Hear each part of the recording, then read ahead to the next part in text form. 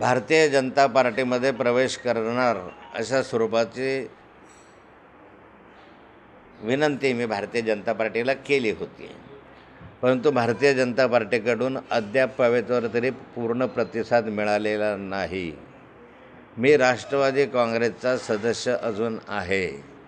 राष्ट्रवादी काँग्रेसच्या सदस्यपदाचा राजीनामा मी माननीय शरद पवार साहेबांकडे, जयंत पाटलांकडे दिलेला आहे, पण त्यांनी तो अद्याप स्वीकारलेला नाही. मी राष्ट्रवादी काँग्रेसचा आमदार अजूनही आहे आणि माननीय शरद पवार साहेबांनी मला आमदारकीचा राजीनामा द्यायला मनाई केलेली आहे. अशा स्थितीमध्ये मी आज आहे, पण मी काही दिवस आणखी भारतीय जनता पार्टीची वाट पाहील. तर माझा मूळ पक्ष नाही तर राष्ट्रवादी आहे, तो जॉईन करून मी परत राष्ट्रवादीमध्ये उत्साहानं काम करेन. भाजपने जर प्रवेश केला तर भाजप जाणार तुम्ही? भारतीय जनता पार्टीमध्ये प्रवेश करावा असं माझं मत पूर्वीपासून होतं.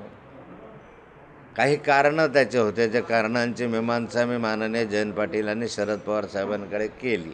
माझ्या काही अडचणी होत्या आणि त्या माध्यमातून मला भारतीय जनता पार्टी जॉईन करावं असं वाटलं होतं.